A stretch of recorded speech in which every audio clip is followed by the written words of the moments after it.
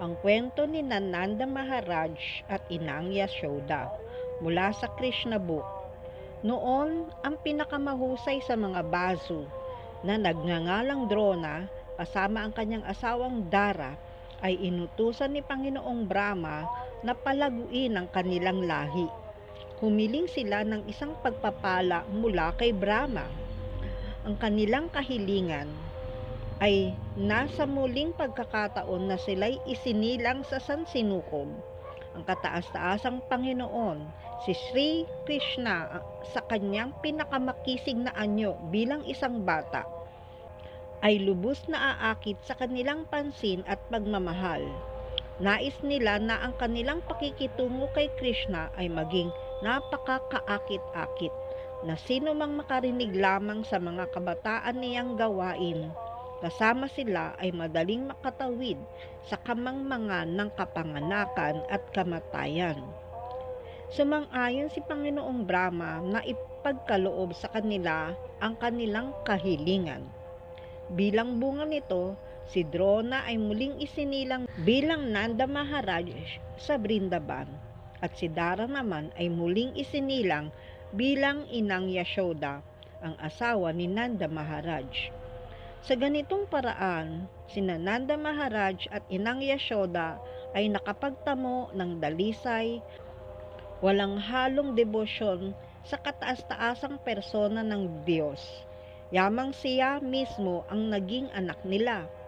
At ang lahat ng mga gopi at pastol na mga kasamahan ni Krishna ay likas ding nakaramdam ng kani-kanilang natatanging damdamin ng pagmamahal sa Kanya.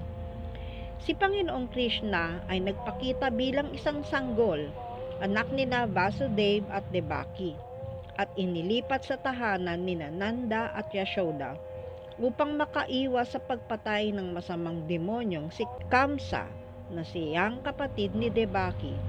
Si Nanda Maharaj ay isang hari ng mga Vaishya o tagapangalaga ng lupain, at ng pangunahing kabuhayan niya ay ang pangangalaga ng mga baka.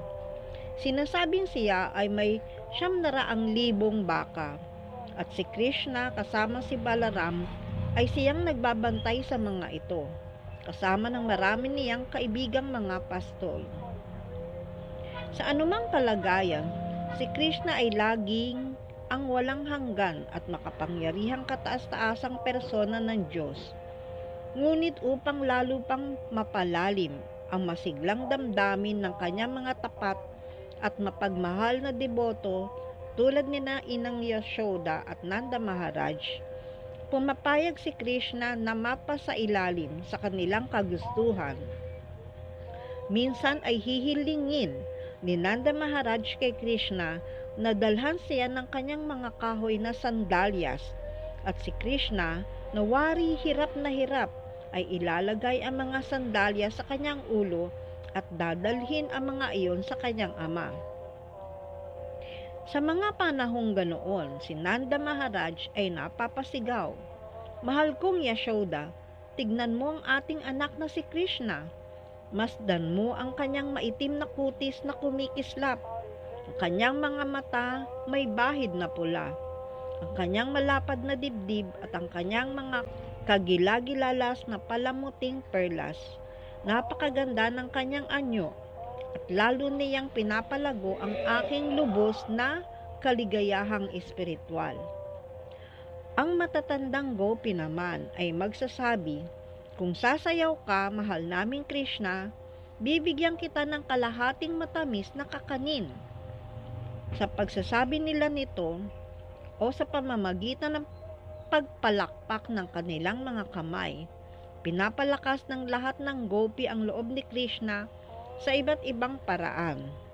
Sa mga sandaling iyon, bagamat siya ang kataas-taasang persona ng Diyos at lubos na makapangyarihan, si Krishna ay ngingiti at sasayaw ayon sa kanilang kagustuhan, na para bang siya'y isang kahoy na manikang kanilang pinaglalaruan.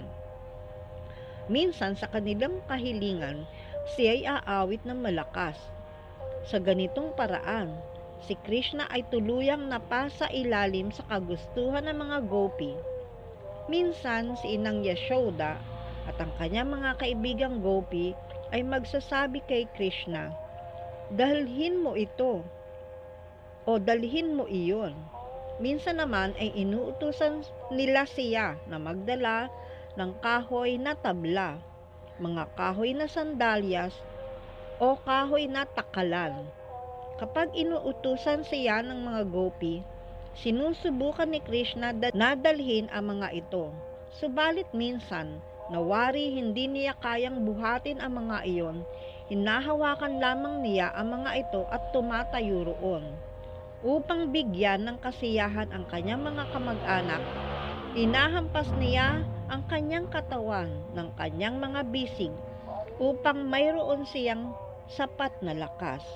Sa mga panahong ganoon, muli na namang sasabihin ni Nanda Maharaj, mahal kong Yashoda, tignan mo ang ating anak na si Krishna, ang kanyang makintab na maitim na balat, ang kanyang matang mapula, ang kanyang matipunong dibdib, at ang kanyang maririkit na palamuting perlas. Napakaganda niyang pagmasdan, at lalo niya akong pinupuno ng sukdulang kaligayahang espiritual. Haribol.